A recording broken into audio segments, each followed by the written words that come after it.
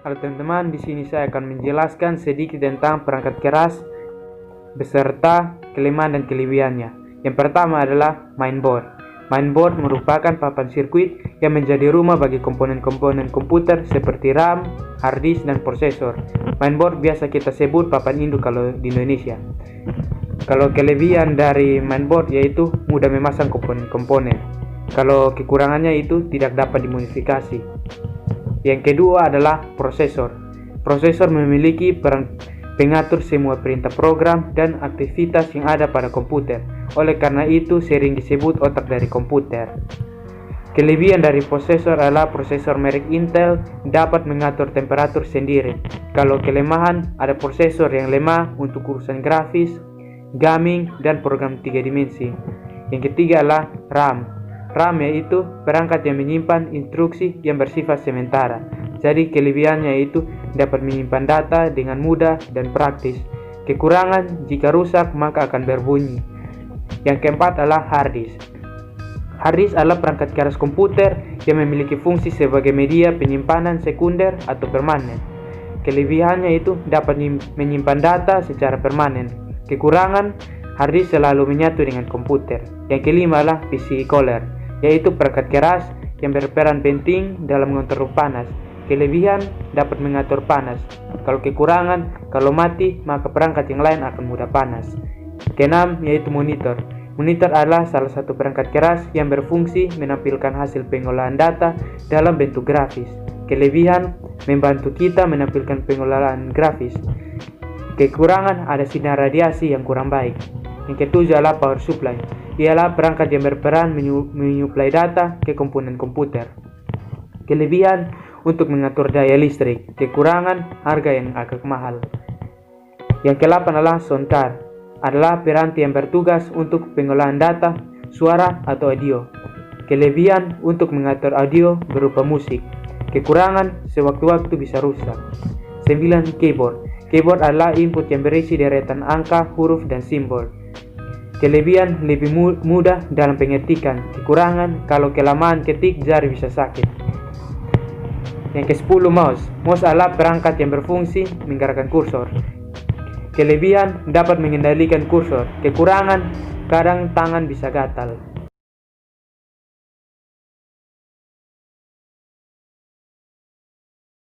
Halo teman-teman, di sini saya akan membuat salah satu dari simulasi jaringan LAN dan WAN.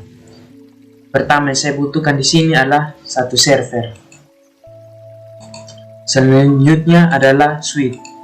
Switch yang saya gunakan di sini adalah switch 2960 1 2. Dan yang saya butuhkan selanjutnya adalah hub. Hub yang saya gunakan di sini adalah PT Hub. Selanjutnya kita pasang komputernya 1 2 3 4. Selanjutnya 1 2. Dan teman-teman bisa juga menambahkan satu PC. Jadi sebelum kita lanjut, mari kita mengenal sedikit tentang perangkat-perangkat yang ada di sini. Pertama dimulai dari server. Server di sini fungsinya sebagai suatu sistem yang memiliki layanan khusus berupa penyimpanan data. Dan selanjutnya adalah switch. Switch di sini merupakan perangkat jaringan yang berperan sebagai penghubung bagi komputer. Dan yang selanjutnya adalah hub. Hub berfungsi sebagai penghubung, tapi bedanya di sini asalkan dalam lingkup yang sama. Kalau PC, teman-teman pasti sudah tahu, kepanjangan dari PC ialah personal komputer. Kalau laptop adalah komputer pribadi yang berukuran relatif kecil dan ringan. Jadi teman-teman, selanjutnya di sini saya akan menggunakan kabel otomatis. Kalau dari server ke switch, kalau kita pakai kabel yang tidak otomatis teman-teman, kita menggunakan kabel stripe. Kalau dari switch ke hub teman-teman, kita menggunakan kabel crossover.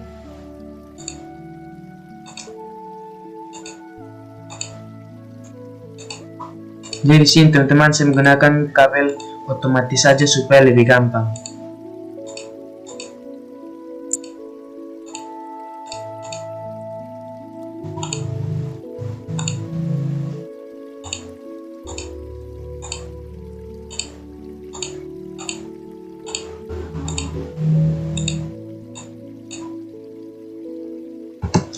Jadi teman-teman, langkah selanjutnya yang akan saya buat adalah pengisian IP. Pertama kita masuk ke desktop, pengisian IP. IP yang akan saya gunakan adalah 192.168.1.1. Kalau subnet max kita tinggal klik. Lalu keluar, kita pindah lagi ke service di DHCP. Kita hidupkan teman-teman. Teman-teman jangan lupa untuk hidupkan.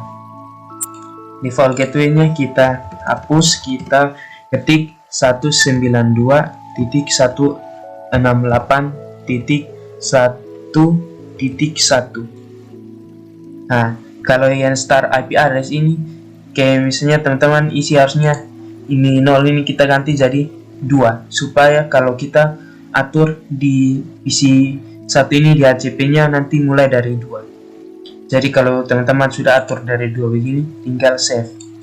Oke, berhasil. Kita keluar. Di PC pertamanya coba kita tes. Di desktop, IP address, di HCP, dan berhasil teman-teman. Ini yang tadi kita isi itu teman-teman, yang start IP address ini mulainya dari 2. Jadi kita tinggal rubah semuanya menjadi DHCP.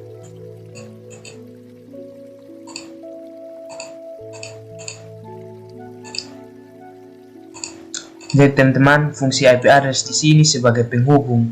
Kalau kita tidak mengisi IP address, berarti setiap komputer tidak akan bisa berkomunikasi.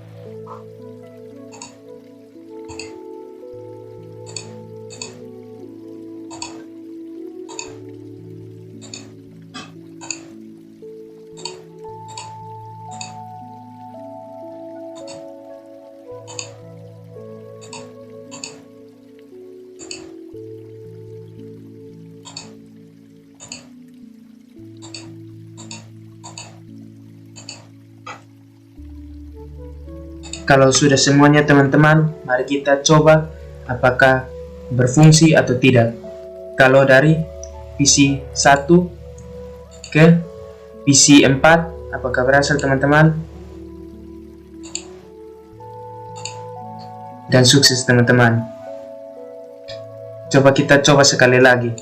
Dari PC 2 ke laptop.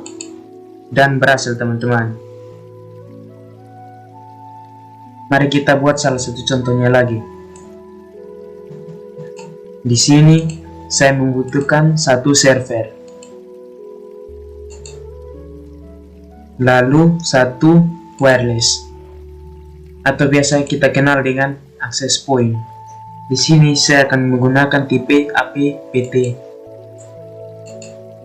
Selanjutnya kita akan memakai perangkat yang berhubungan dengan jaringan wireless. Yang pertama teman-teman yaitu smartphone dan juga wireless tablet. Dan teman-teman langsung terhubung. Di sini kita menggunakan juga satu buah laptop. Oke, pertama-tama kita hubungkan dari server ke access point. Oh betul teman-teman, di sini saya akan menjelaskan sedikit tentang access point. Jadi teman-teman pasti bertanya, apa itu access point?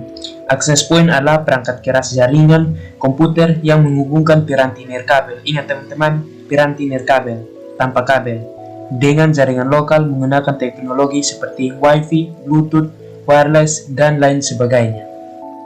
Jadi smartphone ini akan otomatis terhubung pada access point. Di laptopnya juga, kalau teman-teman lihat di laptop ini kan harus menggunakan kabel toh.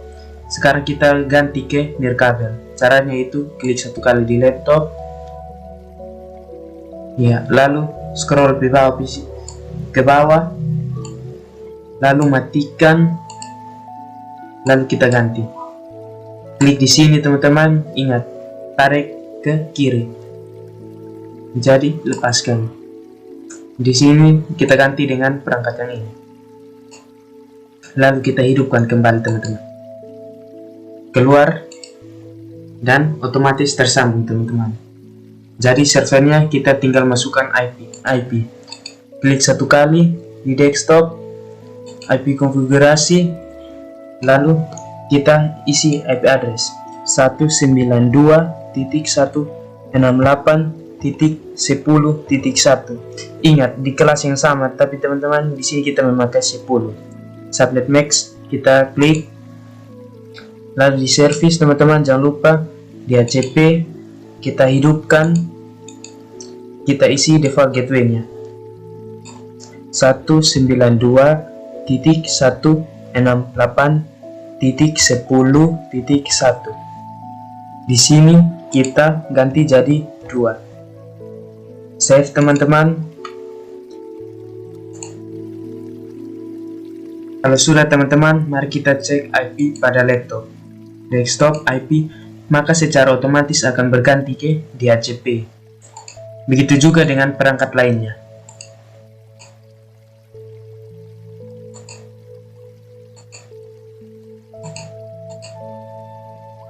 Mari kita tes teman-teman dari laptop ke smartphone dan sukses.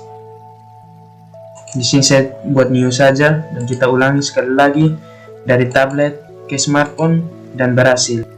Sekian video dari saya dan terima kasih.